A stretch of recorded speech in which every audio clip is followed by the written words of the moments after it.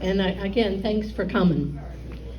My name is Sandy Drexler, and I'm here because I'm part of a group of very concerned Fairfield Harbor residents. And those are the people that have the red name tag on. Okay? This group came together because it's crucial that Fairfield Harbor residents get the information and facts directly from the people involved, like directly from the horse's mouth. This is not a POA event. The POA has absolutely no financial investment in anything that this group has done. This event, the brochures that you got this past week in your brown box, and future brochures that you will be receiving have been designed, paid for, and distributed by this group. Our objective today is to provide information and facts that hopefully you will take out and share with the rest of the people in the community. You're going to get a lot of good history, a lot of good information. Fairfield Harbor residents need to be well informed before we vote next week.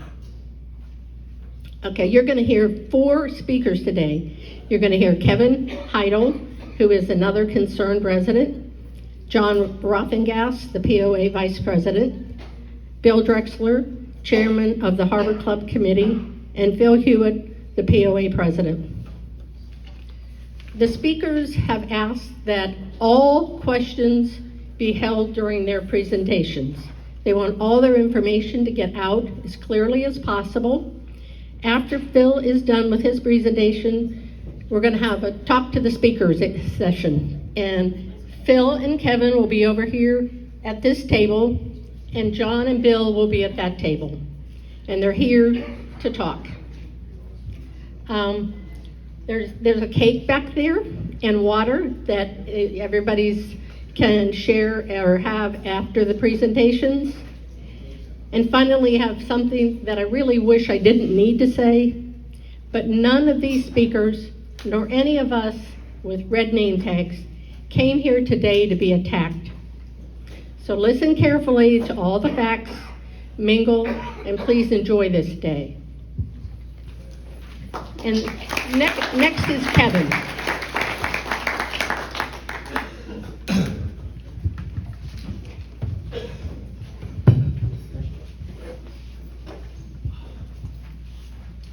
Is that good?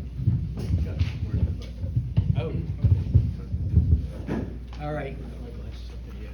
All right, can everybody hear me? All right, good afternoon, and I welcome everyone here to our presentation. Oh, okay. All right. Thank you for coming to our presentation. This information is important.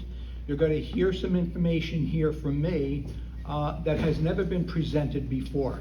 All right. I am a numbers guy. All right, so it's, a lot of people may not understand numbers as someone goes through them, but I'm going to try to give you a presentation, okay, that everyone can easily understand. All right, my wife Linda and myself, we purchased our property in November of 2016, right after the amenity purchase, the 385 purchase. We built our retirement home and moved here in June of 2022. Okay. I have 38 years experience in finance, operations, and management as a professional. I was a township manager, okay, for a New Jersey municipality with a population of 37,000, all right, and 14,000 taxable line items, all right.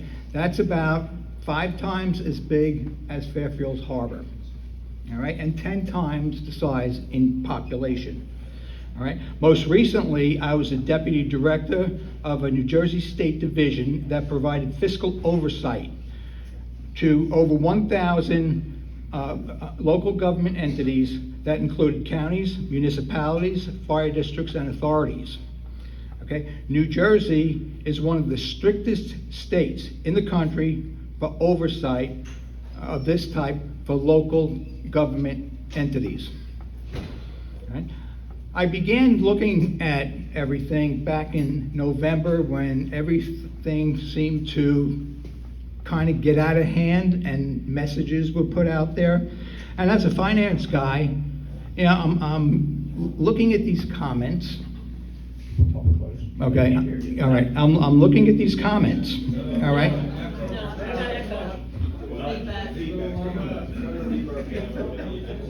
Move the speaker in front of the speaker and Yeah, you'll but have his feedback. Out in front of him? Yeah. You know, I did this for the Rolling Stones for years. That's why you're deaf. Try that and see.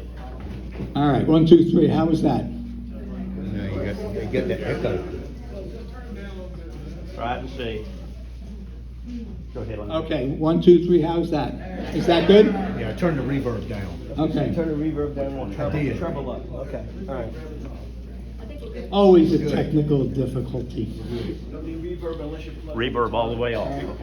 All right, so when I started to see everything that started to go on beginning in November and stuff, and everything that was being said, it kind of piqued my curiosity. All right, so I wanted to say, okay, well, what's the truth? All right, I'm a person, you know, because of my background, is I deal with factual information. I don't deal with innuendo, rumors, or anything like that. Anything that I say or do, I'll back up with supporting documentation. All right, so what I started to do was a little investigation on my own. All right, so what I did is I went back to 2017, all right, after the amenity purchase. I looked at every budget from 2017 to 2024. I also went back and read all the minutes, all right, for the 12 months for each one of those years. All right, I have a question. Who was here, all right, and voted on the amenity purchase plan? Okay, all right. That was at $2.8 million, all right? All right. Banks would not loan $2.8 million, so we had very nice residents who ponied up the money, all right, and paid for that, all right? Let me ask this question. When you did the purchase, did anybody tell you that you just purchased a failing business, okay? A failing business, and that you have $3 million in maintenance and expense costs? Yes. Okay, good. I'm glad they did that, all right? All right, so the big concern here is where's the money for the maintenance and replacement coming from?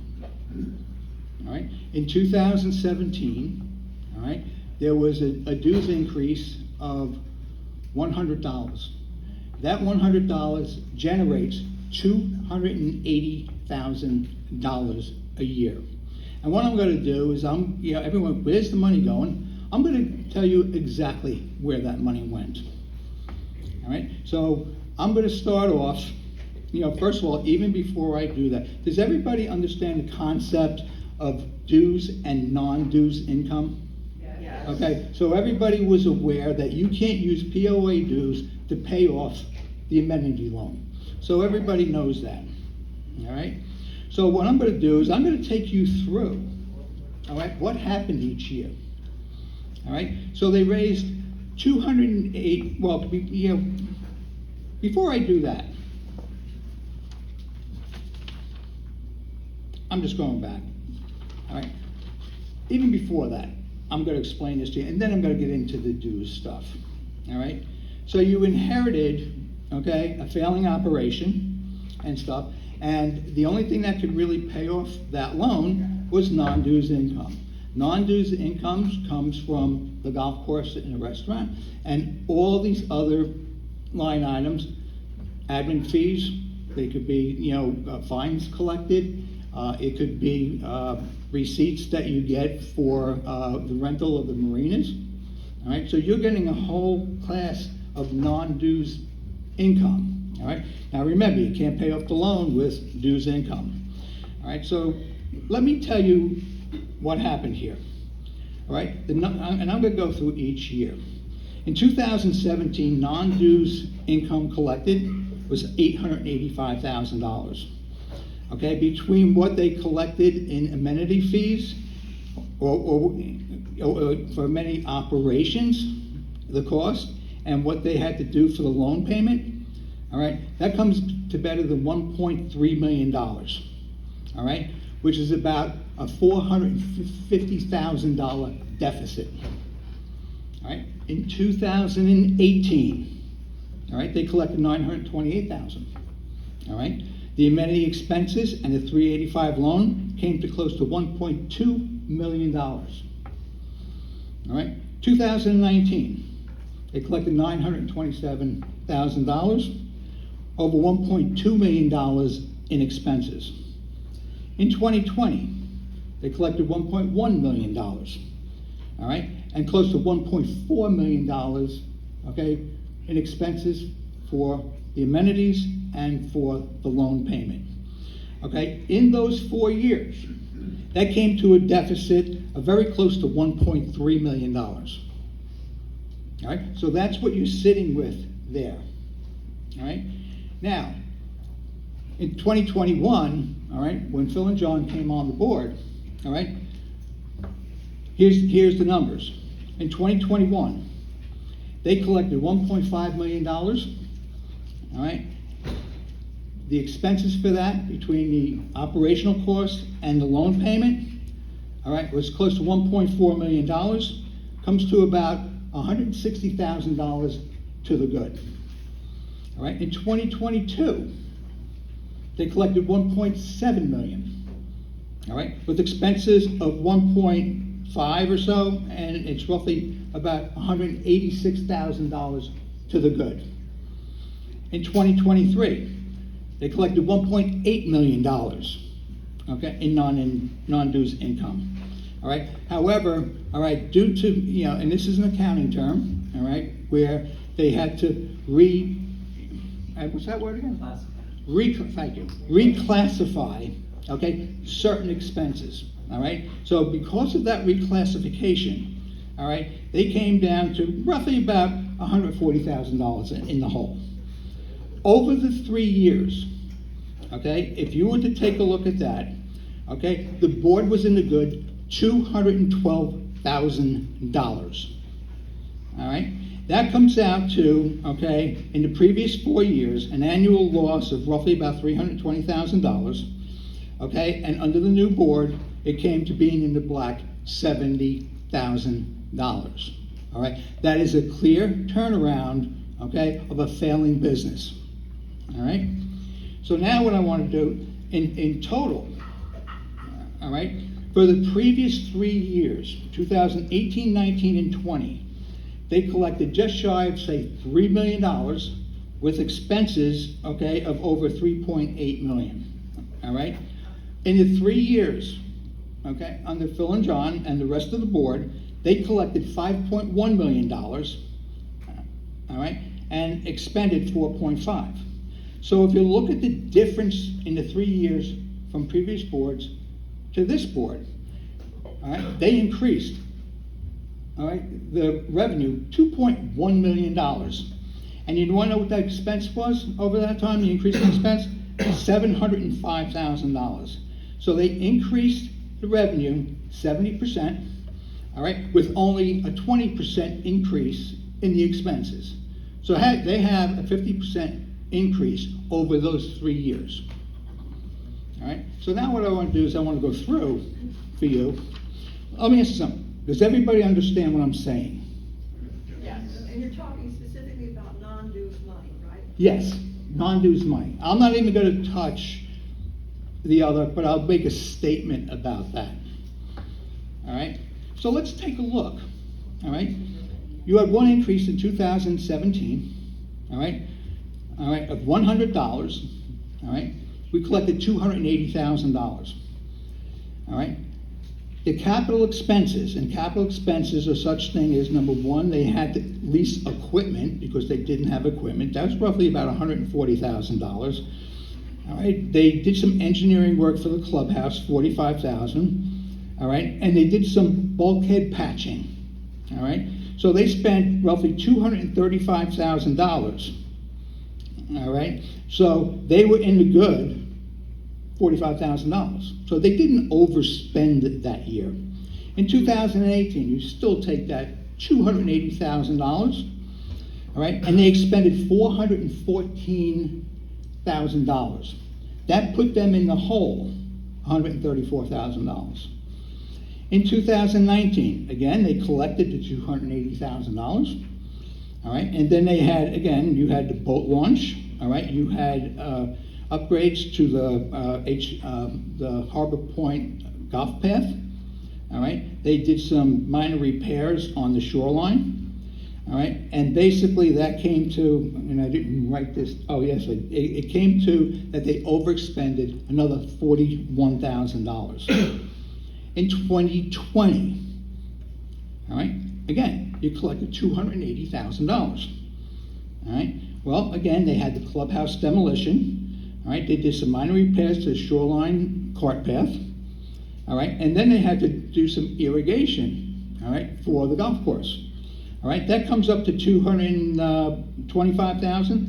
All right. So they were to the good, $55,000. All right. In 2021, again, you got your $280,000 collected.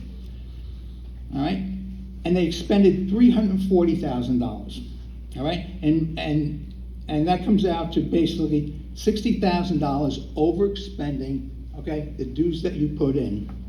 All right, in total, in those 5 years, you were in the hole $180,000 overexpended. All right, now I want to get to 2022 when Phil and John became board members. All right, again, you're collecting $280,000. All right, they expended $140,000.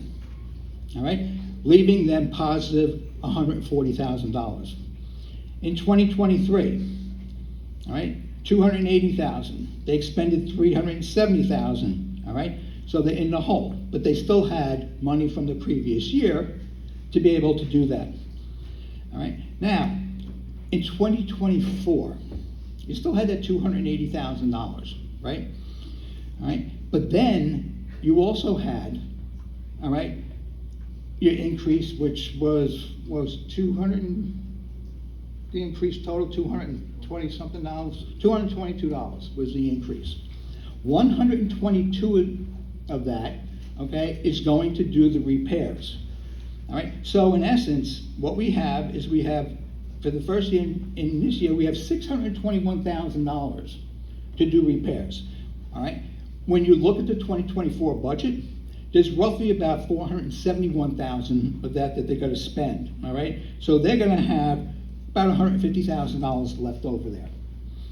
All right. So are you starting to see a pattern here? All right. Because we saw all the losses, okay, from the non-dues income.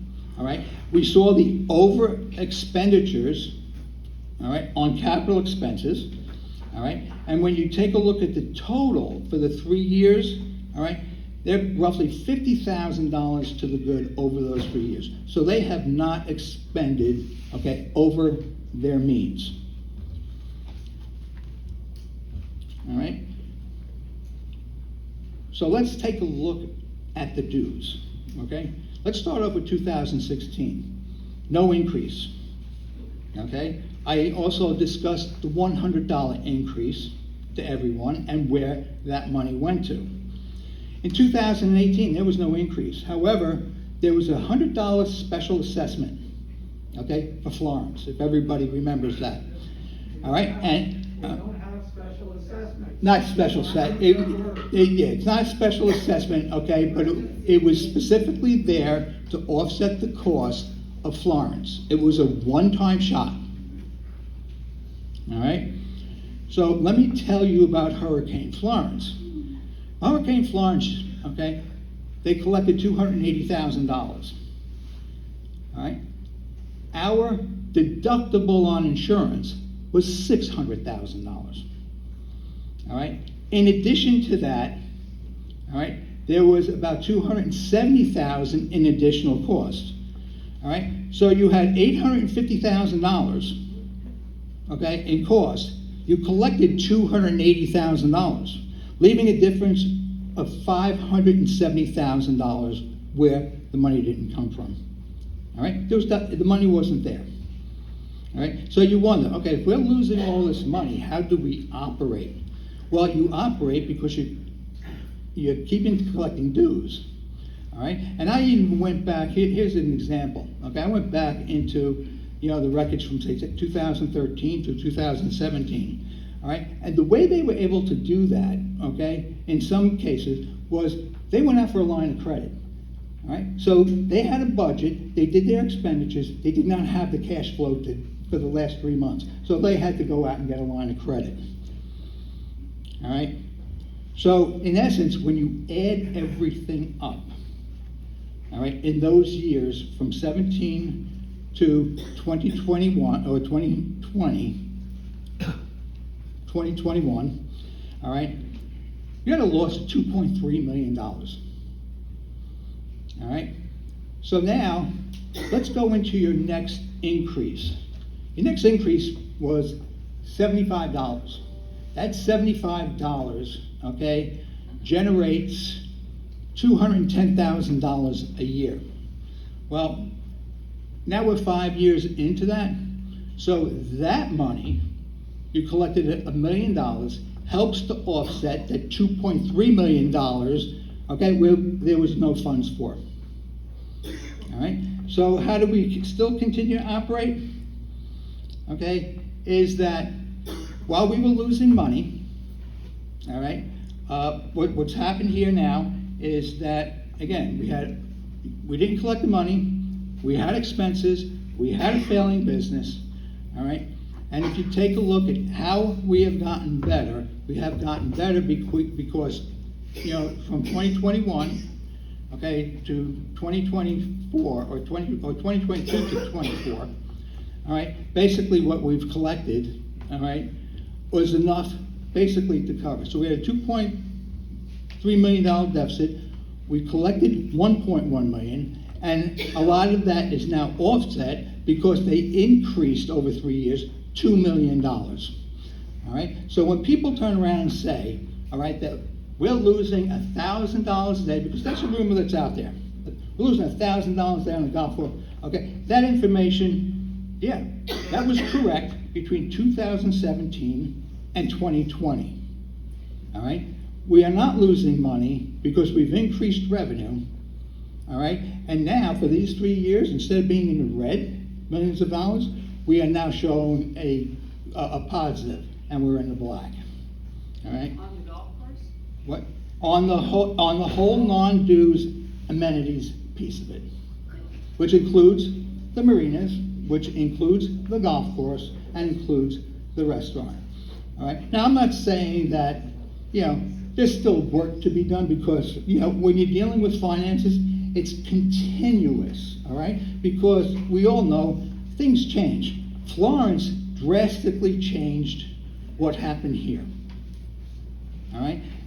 So I hope that the message that gets across to you, okay, and not listening to the rumors out there that this board is losing, $1,000 a day or whatever, that is totally untrue because I just described to you where the losses came from and how Phil and John and the rest of the board had turned that around. All right? All right. Can you save your questions till after? Questions after everybody's presented. Can somebody turn the fans on? Do we need the fans on? Yes. Okay? All right. Just seems more All right. So anyway, I thank you for your attention and for your time. All right.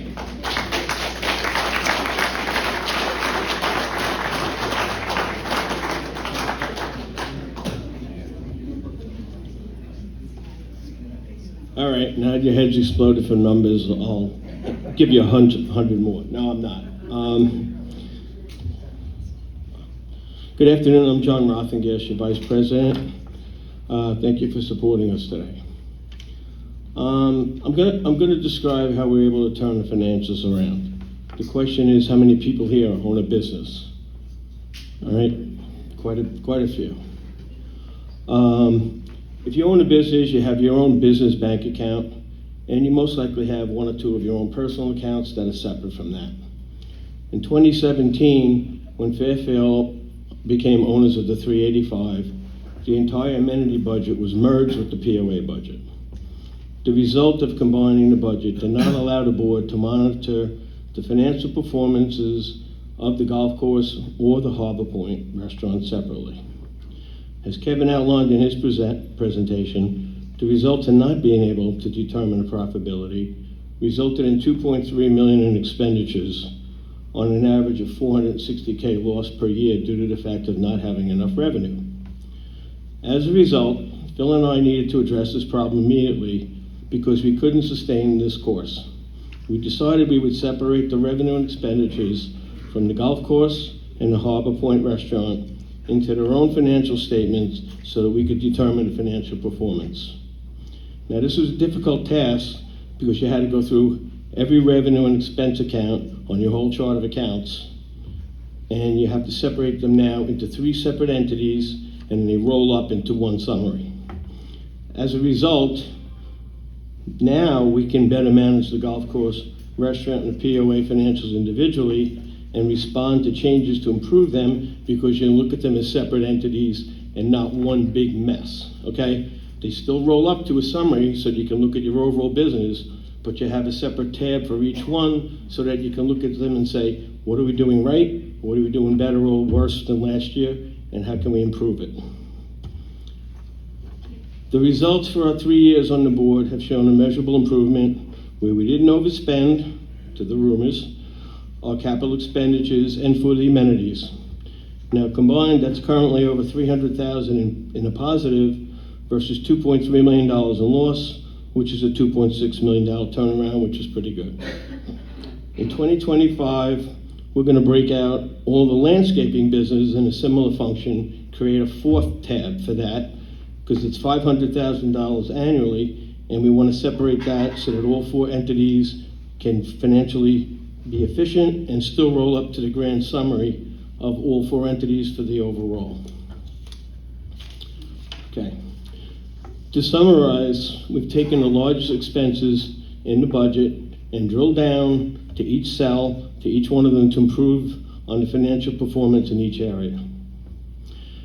Now, this is what I've done my entire life. I graduated college with a BBA in accounting, and I've had a 40-year career in different private entities, defense sectors, government businesses. I had secret clearance for 6 years, which is very hard to get. If you ever had to go for it, you'll know. But as a controller and a senior administrator with a $30 million budget, this is what I did for a career for 40 years. Now, for 9 years, I was a director of another board out in Montauk, and I helped them navigate their reserves, which at one point were $50,000 for 55 units, which is nothing, to $500,000 when I left, while making capital improvements throughout the facility, and we paid off the 20-year mortgage during my tenure. And I was thanked by other boards when I left, board members. So I believe in improving the community responsibility with financial intelligence. Phil and I believe, have accomplished this so far for most of our 3 years. The new 21st Century Community Center, which we're calling the Harbor Club, I think would raise the quality of life at Fairfield Harbor to the level of the surrounding neighborhoods.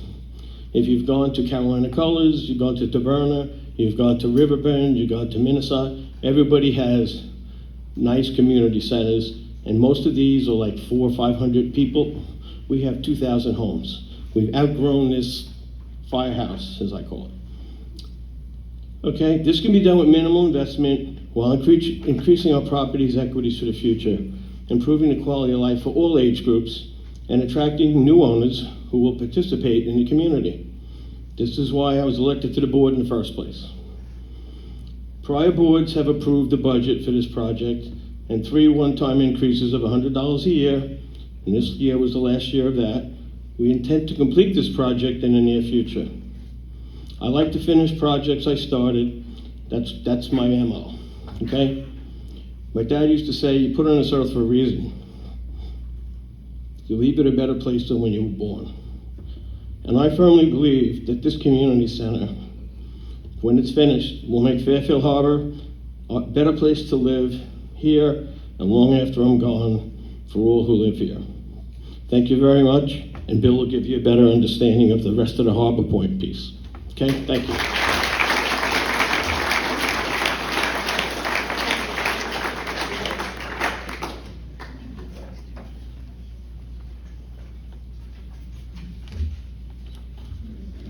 Greetings, everybody. My experience in Fairfield Harbor began in 1985 when I purchased a vacation condo here. I then moved here full-time in 1997. I have a little bit of experience, and I recognize some other people in the crowd that also have a little bit of experience. What I'd like to do is describe a brief history of our past and where we are today. The old Shoreline Clubhouse was opened in 1974. It was recognized by many publications as the grand building sitting on a majestic site overlooking the inner harbor. It was the focal point of our community. It had seriously deteriorated under the ownership of Mid-South and was torn down in 2020. In recognition of the history of the old building, the main gathering area in the new building is designated as the Grand Hall. Most newer residents are not aware of the background over the past 19 years and the necessity for a new and larger clubhouse. We have approximately 62 organized social clubs as of today. Some are small with 10 or 14 members, some are larger with 40 to 60 members, and some, like the Sailing Club, have hundreds of members. Our current facilities are unable to accommodate all the events, and scheduling a space a year in advance is not practical. For many years now, we have had to rely on venues in New Bern to support the activities of larger groups for Christmas parties and annual parties and things of that sort.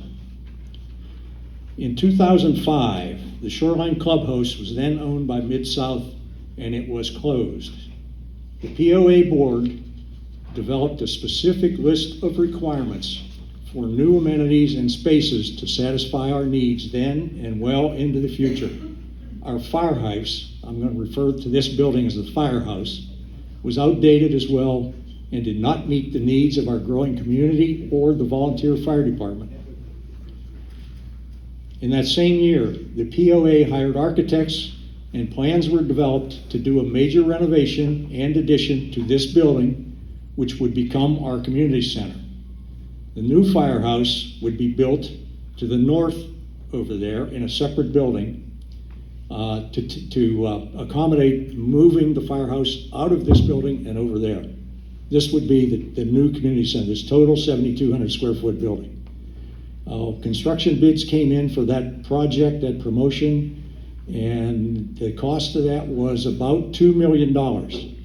So there's a number floating around in the community about $2 million, and that's where the $2 million started out for the community center. The architectural fees for just that project amounted to close to $300,000 if we went through and did all the working drawings and went through with the building of the project. The actual architectural fees paid for that work that they had done up to that point was about $5,800. Construction bids came in, as I say, around $2 million. The problem was that we were not in a favorable financial position to move forward. We were broke. In 2006, the POA board considered buying the site of the old Shoreline Clubhouse from Mid-South. BB&T held the paper and was not willing to split off any part of the assets or collateral of Mid-South at that time. The project was stalled and put on a shelf. There was too many things going on with Mid-South, various lawsuits, and the inability to make financing arrangements. We were broke. In March of 2008, we received construction bids of $600,000 on another set of drawings, which were prepared by an architectural firm, and they were asked to prepare these plans for the POA building and what is now called the Activities Center. These were for major renovations to those two buildings, and the plans were drawn. Everything was held up. We were still broke. This was in 2008. You see a pattern here, a trend? Also in 2008, the real estate market crashed and resulted in very little activity for several years. Disputes and suits with Mid-South continued, which led to the sale of the amenities to a small group of private investors in Fairfield Harbour. Eventually, the POA acquired the amenities and financed the purchase from that small group of private investors. Now, several years later, 2015, I didn't hear that. Say that again, please, your last statement. I said eventually the POA acquired the amenities and financed the purchase from that small group of private investors. Around 2015, there was another attempt to revive the idea of the new clubhouse. There was no progress as a means of financing was still not available. In 2018, Hurricane Florence destroyed the community, and in 2020, COVID destroyed the country. Previous POA boards were in a mindset to build a new clubhouse, but were just not able to put the whole package of design, finance, and construction together. In September of 2021, with the new POA board in place and officers intent on making the #1 priority clubhouse project finally happen, financing the new clubhouse became a distinct reality. I'm convinced that the officers and board members now in place have the necessary skills, are well-educated, highly experienced professionals who are always concerned about the best interest for Fairfield Harbor's future. Let's keep moving forward. If we are not moving forward, we are falling behind. One final thing before I stop, I would like to recognize the Harbor Club Committee and thank them for their wisdom, support, and countless hours of meetings and reviews for the last 2.5 years. I don't know if Steve Steinbeck is here. Steve, raise your hand. Steve is a NC State guy at Campbell University. He's a geologist and soils engineer. Very helpful for our Harbor Club Committee. Suzanne Pendleton is here somewhere. Suzanne went to Harburger Business College and is a realtor extraordinaire. Helped us in tremendous numbers of ways with the reactions that we've had with real estate people around the county. John Rothengast was from St. Bonaventure, and he's our POA liaison and finance person.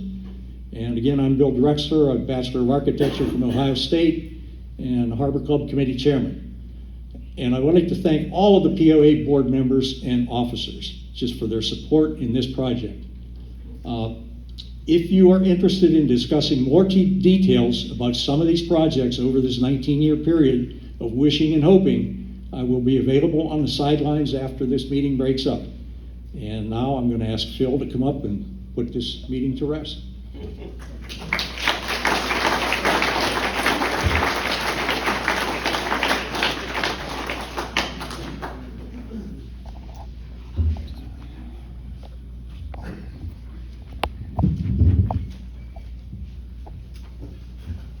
Thank you. Thank you all for coming out, as Sandy said, on this beautiful day.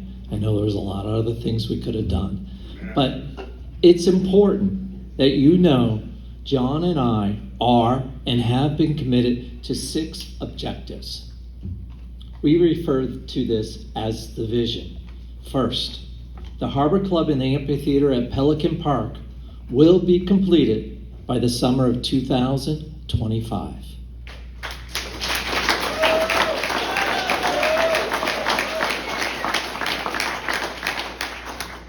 Second, the Harbor Point Golf Club and the Point Restaurant will become self-sufficient.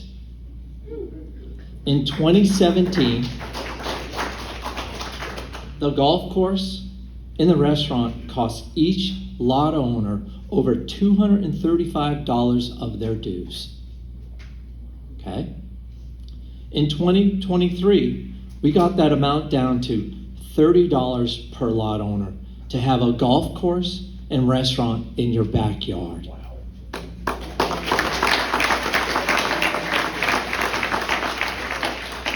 Given a little more time and marketing, it will become a reality, especially when those dollars of non-revenues aren't paying off the 385 loan anymore.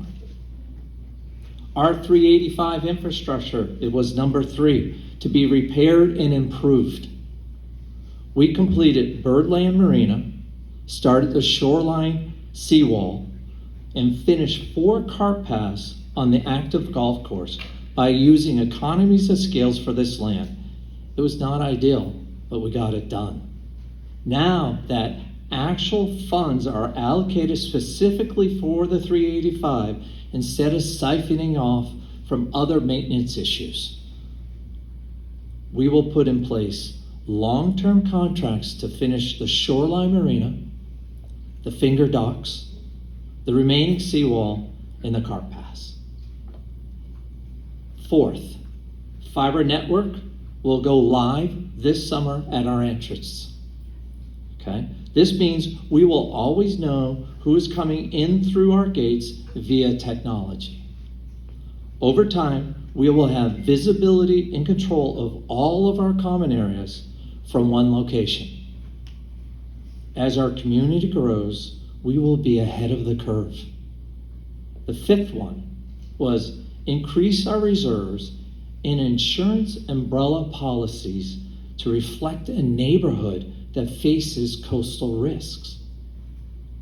And the 6th one was to focus on a long-term commercial lease on the property on Highway 55 and short-term rentals for small businesses in the current POA office and activity building once the Harbor Club is completed. Those spaces could be the future home for future pet groomers, daycare, tutoring services, tax accountants, real estate, coffee shop, satellite for OT, PT, a masseuse, yoga instructor, or a builder showroom. Several of these types of small businesses have already expressed interest and will complement our existing portfolio, like the beauty salon, the esthetician, and the fiber center. So how do we do it? Go ahead, it's okay to clap. So how do we do it? You have seen firsthand the improvements that have taken place when the right team is assembled. John and I had 3 goals when we ran. 1, get the books in order. The financial reporting structure was rolled up into a single balance sheet. You've already heard that. There were no subtabs to break out profit centers to try to manage and understand actual costs. Unless you knew how to read financial statements, the average person assumed everything was fine, and it wasn't. We implemented a management contract stating that our businesses are public and are now held to a performance goal and objectives. Second thing that we did, we found new and creative ways to source revenue or reduce liability. We have many new programs that contributed to the bottom line. Fiber. We now have our own private network that's coming. It benefits the entire communities.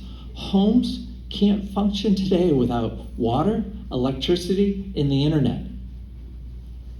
We get to control what is being called the next utility, unlike what is happening with our water. The real win-win behind this non-dues revenues allows us to secure our community with PoE technology, that's power over the intranet. So it allows us to market and establish higher home values as the only gated community in the entire area. Some other things that were lower hanging fruit, but they were still productive, is we had like the art exchange at the point. We had curbside pickup. We had lunchbox programs. We had special events at the point. Palm trees, mosquito program, golf membership packages for the first time, land development fee, tennis and pickleball lessons, top shelf spirit, 240 club, and new merchandise with new logos. The third thing that we had, and John and I said, we're going to build a new community center, okay? In order to move that project, you've heard, you had to have the following actions in place first, and that was Your books needed to reflect a corporation. Nobody was going to loan you money unless they looked at your books and they looked like a corporation. Establish new revenue sources, a positive financial position, first time ever, and find funds to eliminate current obligations sooner than forecasted. We did this all the while expanding our capital projects, implementing programs to take care of our existing infrastructures, and not sacrificing the marketing of our businesses. With that all being said, John and I are excited to announce our candidacy for re-election.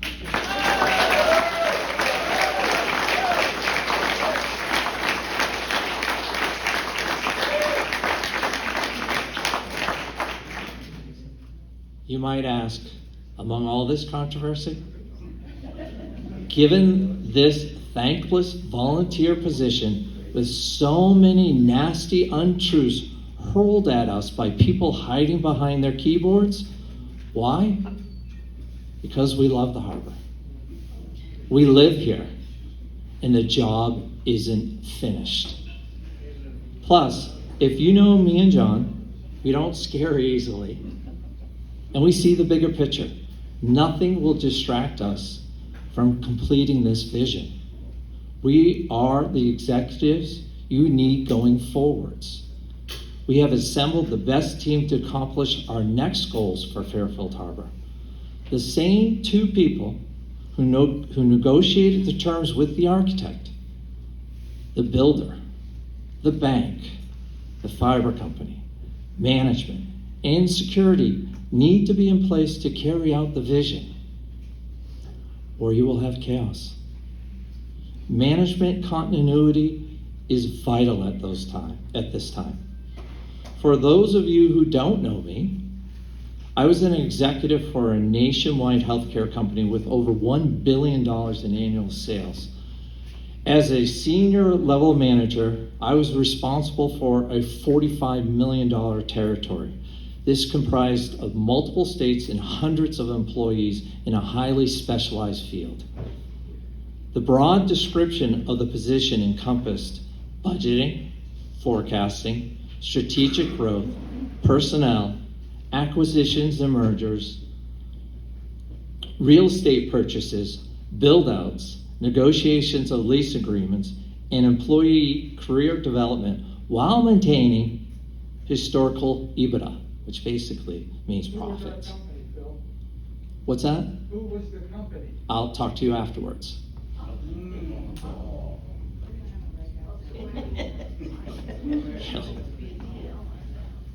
Anyways. The bottom line was to have a vision and to motivate the individuals to reach the same objective within a specific time at a fixed cost. Makes things happen now and do it effectively. I'm a strategic thinker who can navigate the details efficiently and decisively. My wife and I have committed to the harbor. This is our forever home. Community is everything to us. Without growth, it withers and it dies. Trust me, we left a neighborhood because of this very problem. Change can be scary, but we can control its impact for the positive in our future together. Please vote to keep this vision moving forward by not removing any directors at the special ballot this next weekend and re-electing both John and I for a second term at the regular election. And I'm going to leave you with this one thought. Without continuity, there will be stagnation. Thank you. Thank you very much. Sandy?